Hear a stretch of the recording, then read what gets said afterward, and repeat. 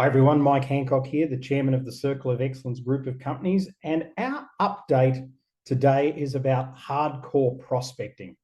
Now, you may have this awareness yourself, but quite literally, when I went and started looking for photos that literally represented hardcore prospecting, I couldn't really use any of those because every one of them was blocked to me. So obviously, something online had a different meaning than what I had, because to me, hardcore prospecting really is about finding your right leases and making sure that those right leases are exactly right for you. So today we're going to cover off how to do that. And if you like, this is an area, and you know me, I'm going to throw this around a little bit with the people on the call.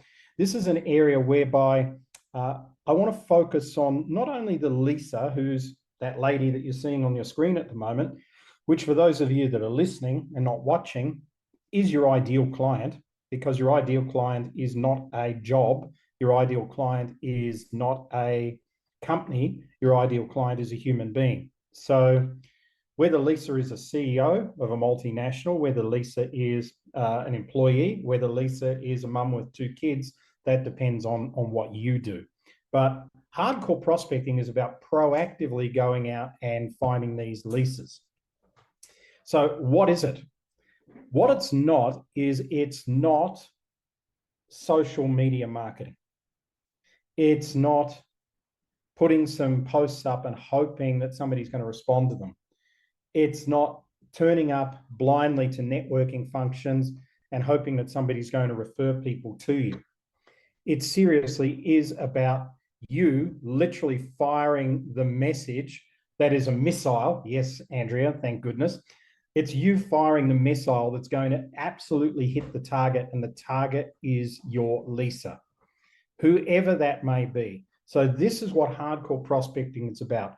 And it's so funny that I have to talk about this because when I first got into sales and selling in my very early 20s, and I became initially at that stage an assistant manager of a financial services company, which had a team of around about 20-something salespeople. And then we built it over the 2 years I was assistant manager to nearly 50 salespeople. All of those salespeople only ever did hardcore prospecting. There was no reactive prospecting whatsoever happen. It was all extremely proactive prospecting. So that's what this is about. Yet I think in the digital world, it's given us an excuse as business people to walk away from doing some of the tough stuff and do the easy stuff and hope that we're going to get the same results as what the tough stuff gave us. So that's not the case.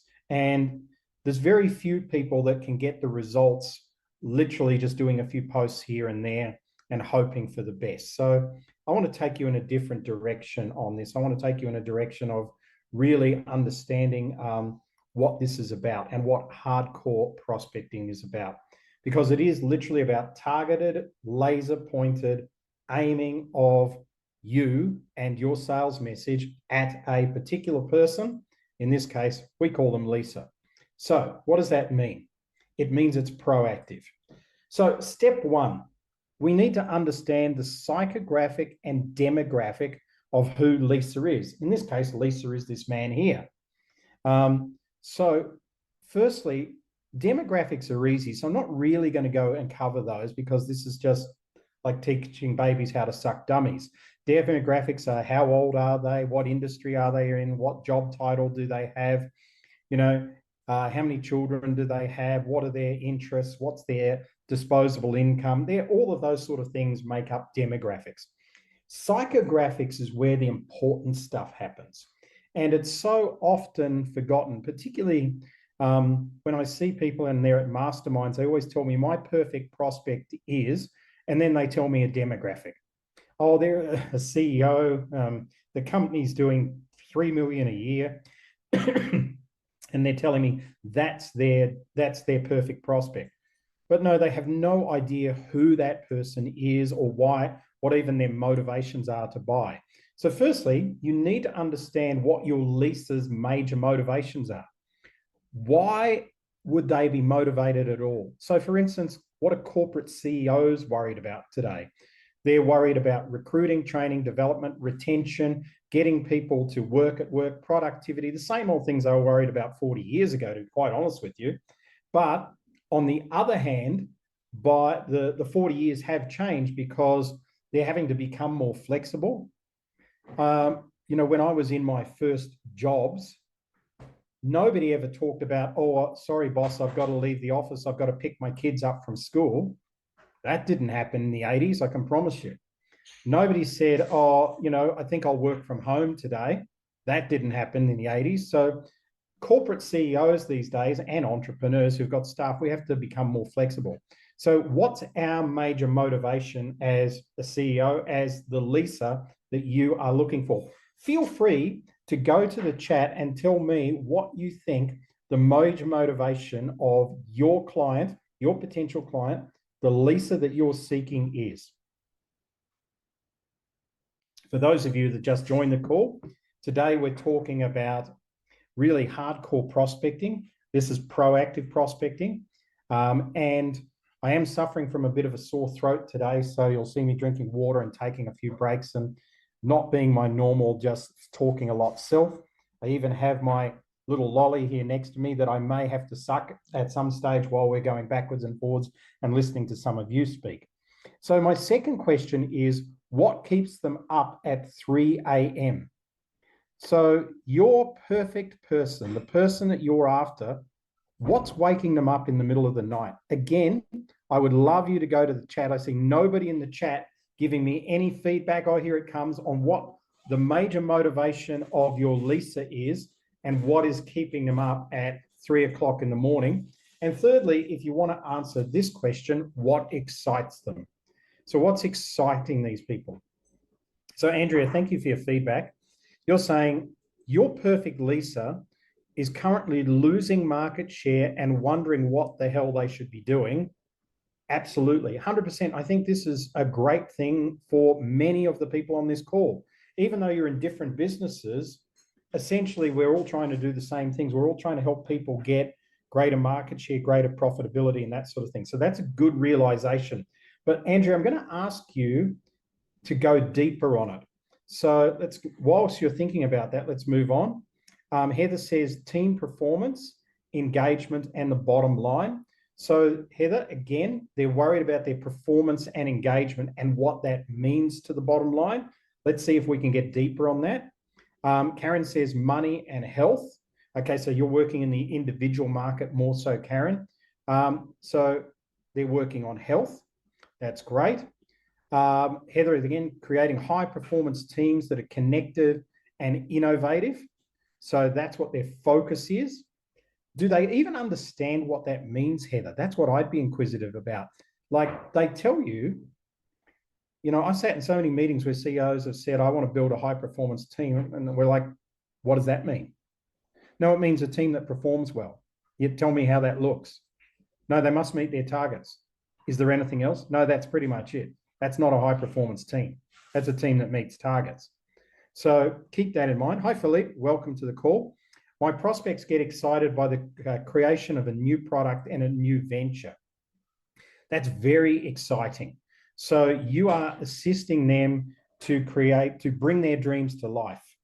So you may want to use that snapshot, actually. That was a catchphrase that I came up with for an advertising campaign in the early 90s for a financial services company I work for. And our catchphrase, our one-liner, like Circle of Excellence, is help people play a bigger game, was bringing your dreams to life. That's essentially what you do. Rowder, welcome to the call. Lovely to see you here. How to sustain their business. Great. So again, thinking deeper on this, what does sustainability mean? So does it mean that there won't be changes? Does it mean that they will have the same number of staff? Does it mean that they will have the same products? So giving that some deeper thought as to what it really means. Hi, Cheryl. Welcome to the call. Coaches who need new clients. They're worried that they'll have to return to their full-time jobs. Absolutely. This probably is one of the clearer ones for me. And give up their passion. They get excited when they have prospects come to them through word of mouth. But Cheryl, as you know, Not too many prospects come to coaches through word of mouth. You know, it's sort of like if they're really visible, they'll get some. But I'm telling you, I talk to some of the best coaches in the world, and they are some of the best marketers in the world as well. But I think you've nailed it. This is what, if you're working with coaches, their number one concern is, I don't want to give up my passion and return and get a job. Great to dive deeper, Heather. Sam, pain and anxiety. Yes, and it's anxiety, Sam. You're in the medical field for those that don't know, and welcome to the call. It's anxiety, it's the unsureness. It's actually probably, am I going to die, be disabled, or disfigured? They're probably the three big ones that you're dealing with. Dorvey, how to stay alive or get through the unknown journey that awaits them. Again, you're working with people who are in major trauma. So their concern is how to stay alive and get through really the next 6 months, or in fact, the next 6 weeks.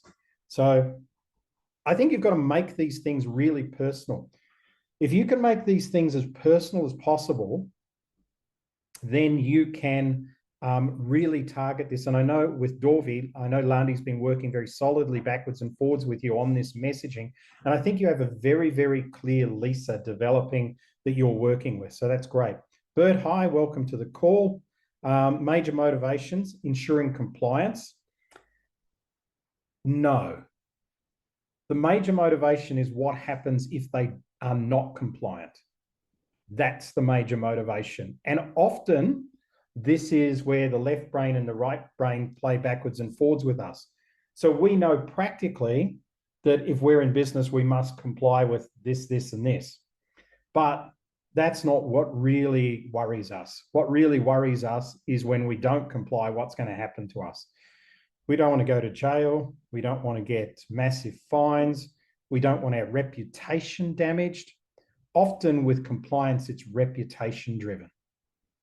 And what keeps them up? Losing accreditation, losing their potential to get business because they have no accreditation. So think deeper about it. Reputational harm's good. You've noticed that one. I just saw it. To institution themselves personally and professionally. That's more it. Okay. What happens if this happens, Andrea puts in. So that's good. The market has shifted around them. They believe they have a business that's still able to exist. What they don't understand is how to go about achieving their goals in the changing market. What you find is that they have great ideas, but not the clarity to understand if it will work or not. So they don't know what to do. They don't want to get to the finish line failing or having failed. I think this is very true. So in that case, there's a lot of reassurance. There's a lot of hand-holding in this. There's a lot of straight talk in this. This is not a marketplace for pussyfooting around and going, no, you're great. It's all going to work out. You're wonderful. It's a marketplace for saying, listen, your ideas were solid, but do you really feel that this is what the changing marketplace is going to go towards because this is what you had, right? Or another way to put that is, the way I put it is, the ideas that served me in my 20s and 30s didn't serve me in my 40s, definitely don't serve me in my 50s or 60s, right? So things have to change, things have to adapt, things have to develop. So thank you for that. That's really good feedback. And I love the feedback, even though you kept me talking. So let's move on. So firstly, in order to find your best leases, one of the ways to do this, if you're unsure, is to start to study your top existing clients. Pardon me, drinking my tea. And what I'm talking about is the top 20% of revenue over the last 3 or 4 years. If you go and look, let's just say, let's keep it in simple numbers. If you bring in 100 new clients a year, then look at the top 20 for every year, and top 20 in terms of revenue that they've brought to you. That's a good way to do it, or profit if you can do that. That's a better way. Then you look at what's the same between these people. What do these people have that's crossing over your own interests? And I'll describe that in a minute. What clubs or associations do they belong to? And then you're going to start to get a picture of your perfect leaser. Why is this your perfect leaser? because they pay you lots of money. And guess what? When you look at these people, they're probably going to be your least problematic clients at the same time. It just tends to work that way. It's like a universal law. And the universal law basically states that the more people pay, the less trouble they are. Okay, so never be scared to put up your prices.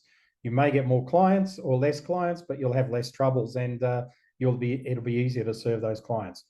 So I remember this came to me many, many years ago. I was in my late 20s, financial planning, and I realized that I did this exercise. I don't think I came up with the idea originally, but I did this exercise, and I found that in the top 20% of revenue, my clients, they were all aged between 35 and 55. So they were a lot older than me at the time.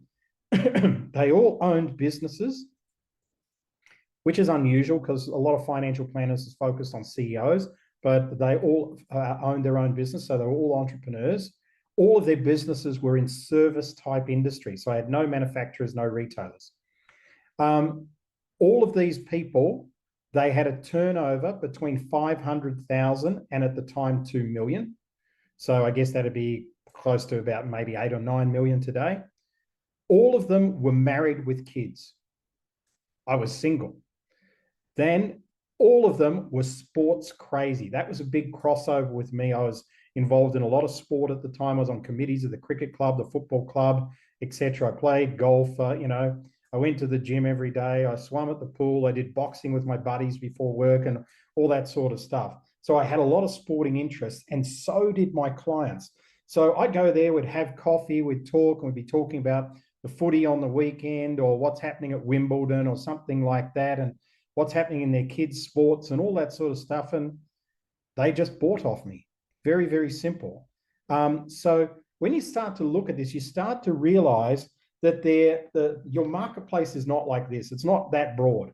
Your marketplace is actually quite narrow. Even if you go, oh, my marketplace is 40-year-old women. Well, it might be, I don't know, maybe 400 million of them on the planet. But when you start to break it down further, your marketplace might be 2,000 people potentially in your market. But for most of you, you don't need anywhere near 2,000 clients. So for us, Circle of Excellence, there are 250 of you basically over the last 10 years.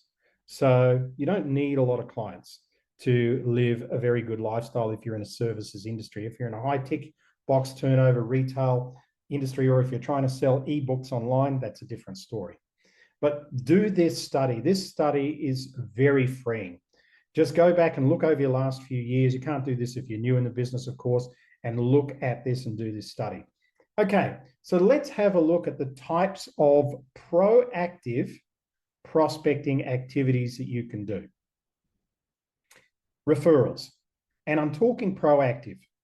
So what I'm not saying is you wait for the phone to ring and Bob says, hey, I was thinking of you today and I was thinking of Mary. You should really talk to Mary. That's not proactive. That's just a referral. So a proactive referral generating activity. We'll talk a little bit more about that soon. Networking. And we're going to talk a little bit about networking soon, but proactive networking. I'm aware that many of you, not me, I tend to go to networking events these days, but I certainly was this at times in my life where I've done networking. Go to networking events where we turn up with the best intentions. We pass out our business card to 10 people and we go, wow, that was a good night. We try and talk them all into our services and we leave with nothing, right?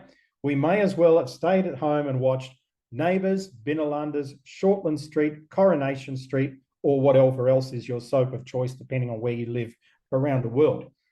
The third one is situation prospecting. This is literally, you walk into an elevator and there's your perfect prospect. You go to a barbecue on the weekend and somebody's invited your perfect prospect. You go to the football and you sit next to your perfect prospect. You get on a plane and you sit next to your perfect prospect. That's situational prospecting. So you have to be very aware. I've had some of the best clients that I've ever got. And even one of my two real mentors in life came to me through situational prospecting. He and I were on a plane in business class together. By the way, I didn't talk to him, he spoke to me. That was in the 90s, and he's a wonderful man in his early 80s these days, right? So situational prospecting, you have to have your story so refined that you can roll it out at the drop of a hat. Clubs and associations, pick and choose. And I'll talk about these a little bit more in detail in a minute. LinkedIn, right? LinkedIn, we'll talk about that one. Events, and I'm talking about running your own events, and guest speaking, being a guest at somebody else's events. So now let's pick up a few of these. I want to talk about clubs and associations. Now, we get a lot of people on these calls from South Africa, Australia, New Zealand. Obviously, that's where a lot of our client base is, and the time zone suits that rather than America, which the time zone's terrible for these calls from America. So we get a lot of people who go, oh, but should I become a member of the rugby club or the football club? The answer is maybe, but probably not. If you've got a more fringe sport, then you're probably going to get a better opportunity at a fringe sport. For instance, when I was first financial planning, all my friends played hockey. I didn't play hockey. I played cricket during the summer, but my friends played hockey. So cricket was a very popular sport at the time, and clubs were big. And I think in our club, there were 12 teams. So, there was a lot going on. But the hockey club, that was a bit of an old boys network. It was sort of the school hockey club, and it was people who had worked and gone through the school and other people they'd brought in. It was in the right area of the town, South Yarra for you, Philippe, so you understand. And so what I did is I became a sponsor for that club. And what did that sponsorship do? It bought, I think, some drinks or a bottle of champagne for the best player of the day in the seniors. And I awarded a trophy every week for the best player of the day. So I was literally, it took an hour of my week, Saturday afternoon, 5:30, I'd go to the hockey club. The games were over, people were having drinks. I'd get up, a glass would ding, somebody would go, here's Mike, I go, hi everybody, I'm Mike Handcock, I'm from such and such a company. As you know, I'm a major sponsor of this hockey club. I'm going to announce today's player of the day. But before I do, I just want you to know that before the year's out, I'm going to be talking to each and every one of you about your financial plans. Okay, the day's player is such and such.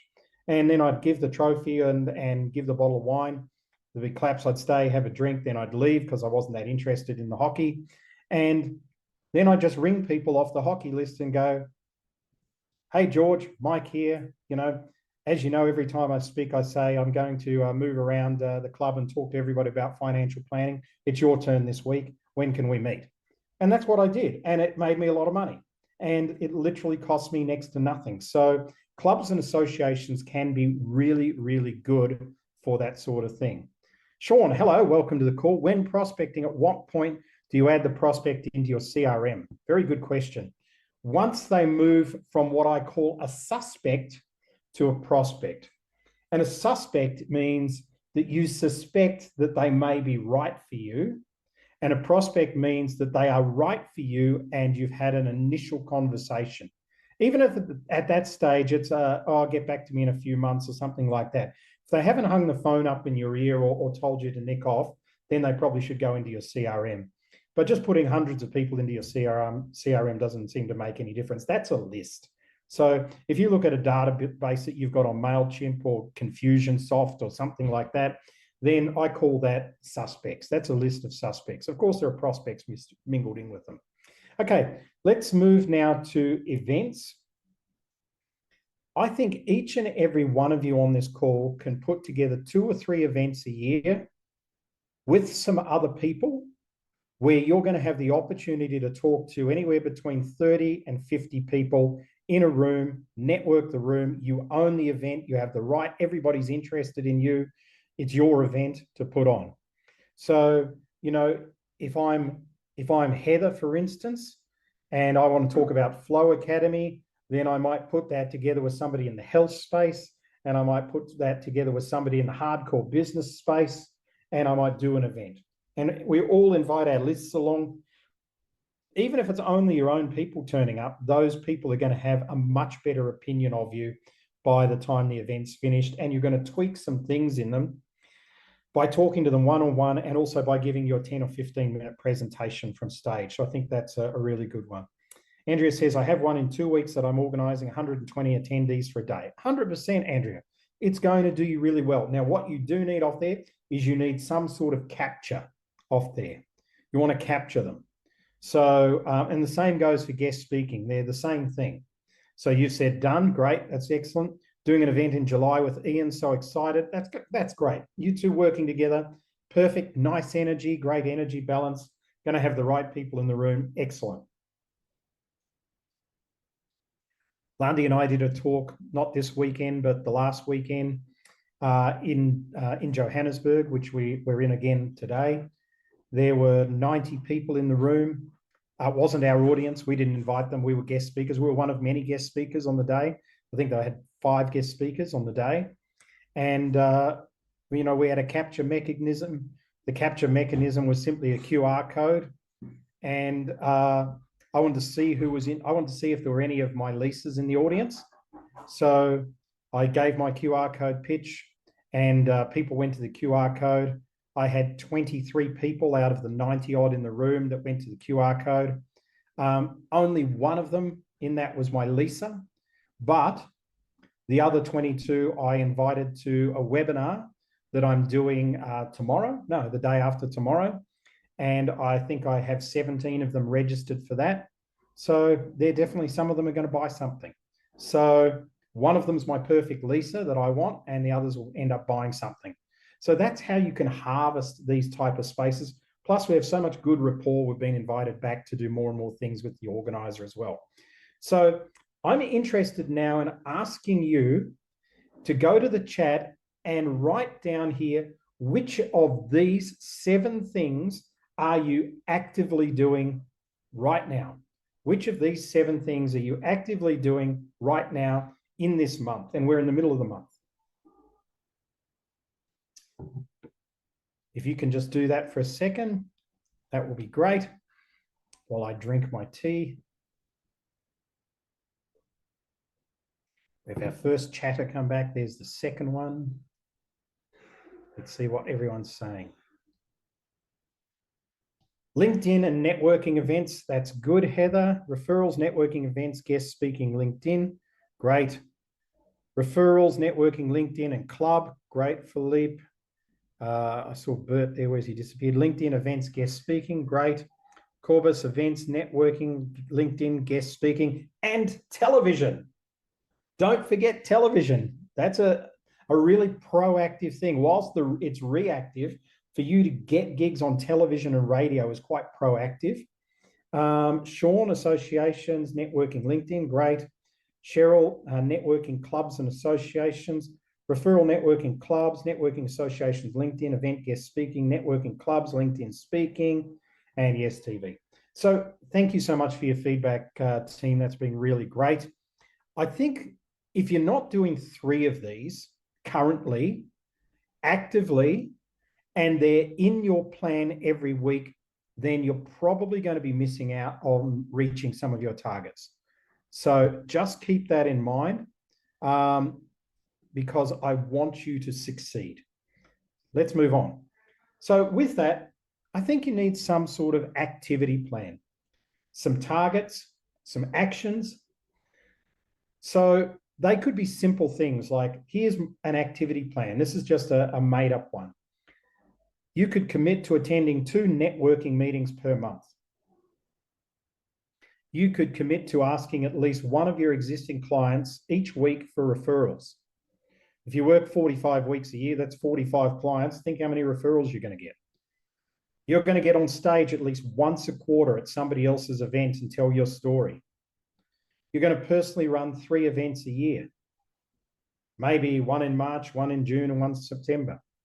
And you're going to farm 30 people on LinkedIn every day. So that means interact, talk to 30 potential leases on LinkedIn every day. If you were to do this, I think for most of you that are in services type businesses, you would have a very solid type of business. So I'm going to leave that with you. I'm interested if you've got any feedback, if there is something that you would like to share, if you feel this is doable, if you feel this is unrealistic. I look at this and I think this is very doable, but I'm interested in your feedback on it. 2 networking meetings per month. You can just put a yay or a nay in the chat. Ask 1 client each week for referrals. Get on stage each quarter. Run 3 events per year. And farm 30 LinkedIns a day. Doable. Thank you, Philippe. Yes, thank you, Adila. But doable. Okay. So my obvious question is, do we actually have a weekly activity plan like this? That every week we have, and maybe we even put aside time in our diary. I mean, I'm sure you go to your diary and you write meeting with Joe Blogs on Thursday at 1:30 and you block out an hour for that. Do you go to your diary and block out an hour to farm the 30 LinkedIn prospects? Because if you're not, you should. Or else, whatever you're trying to do, when you look back at that, you may go, gee, I haven't really done it the last few weeks. I must improve. And it's that I must improve that sets us up for failure instead of just diarising and doing this stuff. Okay, we're talking about hardcore prospecting here, so I'm telling you, hardcore diarise it. Okay, let's move on. Successful people do the things that unsuccessful people are not prepared to do. Jim Rohn was Tony Robbins' mentor, Mark Victor Hansen's mentor, Jack Canfield's mentor, and a lot of what you think they said didn't come from them, it came from him.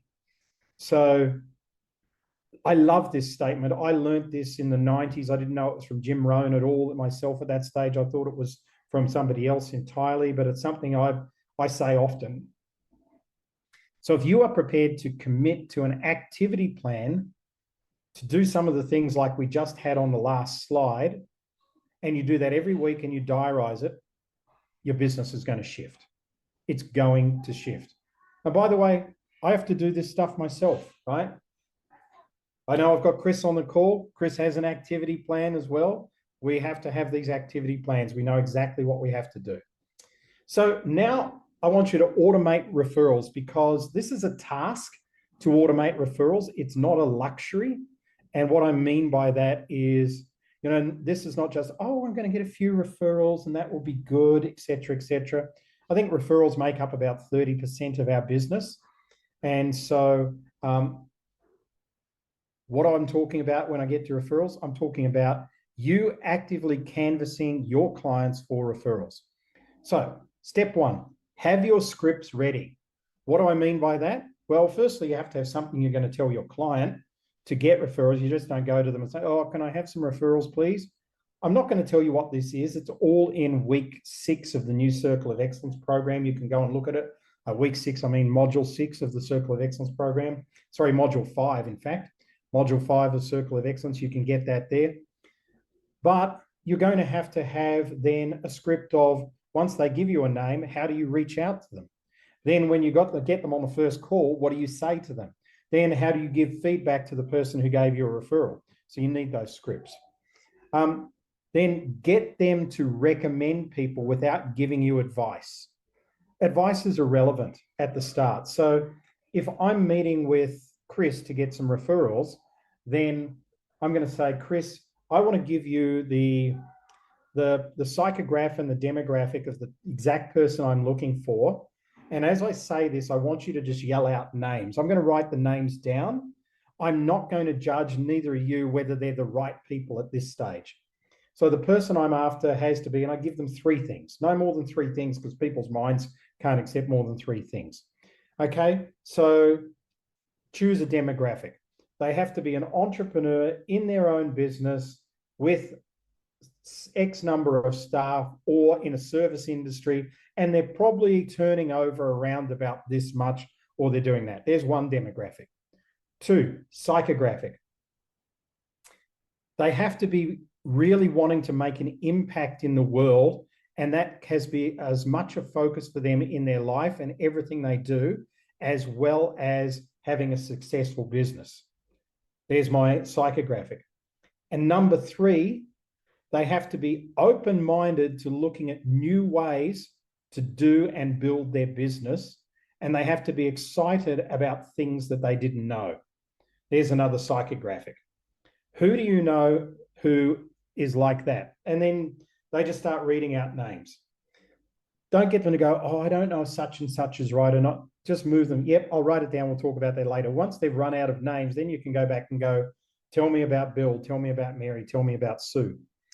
Then a phone list is great. If people are going, oh, gee, I'm struggling, or here's 1 or 2, I can't really think of anymore. Just be bold. Just say, look, grab your phone for a quick minute, go to the contact list and just scroll. Just quickly scroll through the contact list and see if anybody else rings a bell that meets those 3 criteria. Remember those criteria they are and just re-mention them. When people scroll through their phone, they go, oh, yeah, he'd be perfect. Oh, she'd be great. Oh, I don't know how I forgot about them. So you're going to pick up more referrals that way. And then create your own referrals with LinkedIn. So if I'm going to go see Chris and ask him for referrals, the first thing I'm going to do is go in all over his LinkedIn profile and Facebook if I have to, and any other social media he's got if I'm really serious. And I'm going to create a list of potential people that I want him to introduce me to, that I can see from their profile meets the type of demographic and potentially psychographic I've got. Then I'm going to say, first I'm going to ask him for referrals. Then he's going to give me 1, 2, 3, maybe 4. And I'm going to say, thank you, Chris. Can I run some names by you? Then I'm going to run X number of names by him, maybe 20 or 30, and I might pick up another 3 or 4 that way. Now I've solidly got off Chris 5, 6, 7 referrals. There's got to be a couple of really great ones in that. And then always close the loops. So now I've got the referrals. Now the first thing I'll do is I'll ask Chris to send my email with my script to the referral and copy me in. Then I'll pick it up from there.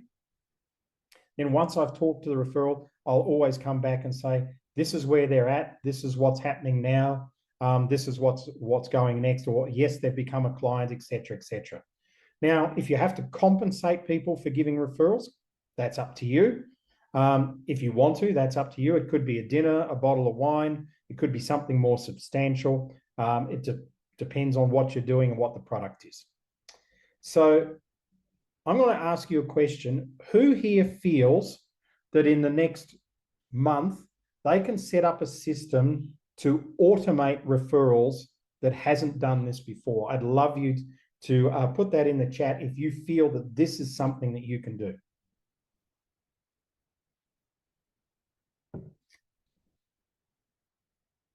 So we're going to get some open, honest people. Oh, Andrea, you're like the perfect person. You say yes to everything. But I know that you're actually a bit of a hard ass, so it's just great. You've got a really good mind, right? Heather says doable. Great. I would love to see you guys do this, right? This is really going to help your business. Thank you, Philippe. I'm really glad that you'll make it happen. Perfect. And any of the others of you that are considering this, do this. It will revolutionize your business, and it will bring you closer to your clients as well. Dorvey, don't think it'll work for me as I'm more personal than volume. It may work for you because maybe the referrals aren't existing clients, maybe they're potential partners, but it's still the same automated process that you go through. Bert says, I feel this is very unlike my natural way of being, so this will be a challenge and something I've never done before. Absolutely. But take a leaf, Bert, from our other Circle of Excellence member who shares your surname, Caroline Moore. And Caroline tried a lot of things that she was very uncomfortable with, and she's just having the greatest success after success after success. So you have to make this your own. It can't come across as a Mikeism or canned or in any way sort of like this. You have to make it really friendly and your own and your own way of doing it. This is just the structure. You're getting out of your comfort zone. Yeah, it is getting out of your comfort zone, Karen, but it's this: successful people are prepared to do the things that unsuccessful people aren't prepared to do, i.e. getting out of our comfort zone. Let's move on. So now I want to unpack effective networking. So firstly, when you go to a networking event, Go with the mindset to give, not to get. So what I mean by that is with the mindset of helping as many people that you introduce yourself to, rather than just trying to hand out business cards and get business.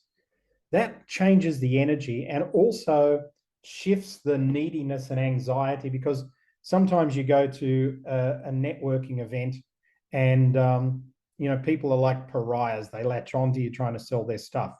It makes it very unpleasant.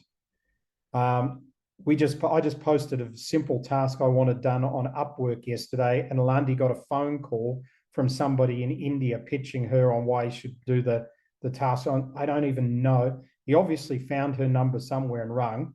I just took the phone and told him to F off. And I said, this is not a way to get business. You'll never get business this way. That's why you're still working like this and trying to tout like this. It's not going to help you build relationships with people. Right now, bugger off. So you're there to give, not to get.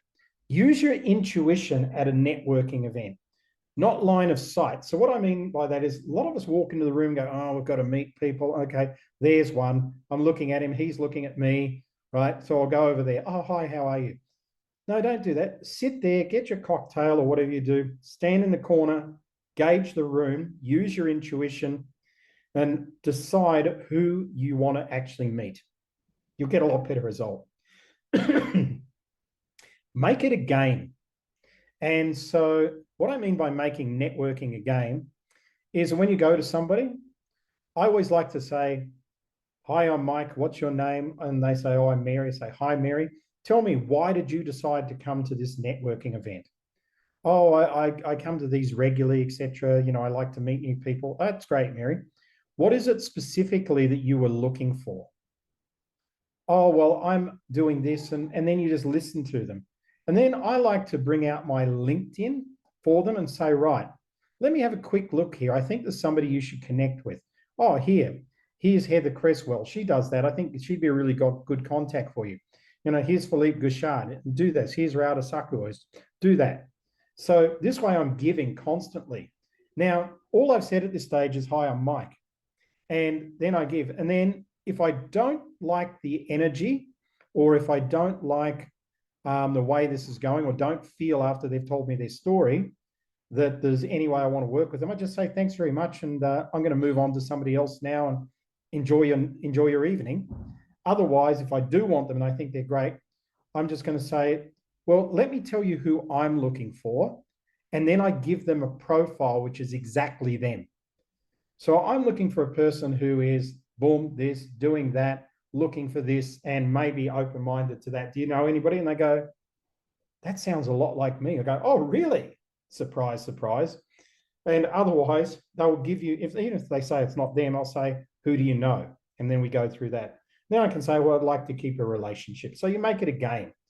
Have something sticky that people will remember you by. Business cards, sort of the bottom of the pile. Something else would be really unique that you have, but it's got to be something of value, something well crafted, something that's going to help you be understood and known. One of my friends for many years had scented business cards. They were the most unbelievable things. I mean, like back in the day, I used to put cards in a business card holder, and it was back in the day I did a lot of networking. I had like business card holders that were like 12 inches long, but I could always find her card in those spaces because it was scented. And I used to pull it out from time to time, look at it and think, gee, this is such a good idea. So have something sticky that's going to make them remember you. Have walk away power. You don't have to stay to the end of the networking event. Set yourself a target. I'm going to find 3 people or target 3 leases while I'm there. So now I've got my 3, now I'm going to leave. Okay. So get on with life. So you don't have to stay. Have walk away power. Make your excuses and leave. Make sure you have inbuilt into yourself your scripts and introduction techniques. That will really help you. Okay, let's go back here. Immune 4 from the IV bar. Okay. Oh, okay, cool. Thanks, Heather. I'll check that out. I think I'm nearly done with it, but thank you. I appreciate it. Loved a LinkedIn contact strategy, developing oils to recharge energy, mind, emotions, and spirit. I was pitched at a networking marketing company from an attendee by to one of my workshops. Was very disconcerting. Exactly.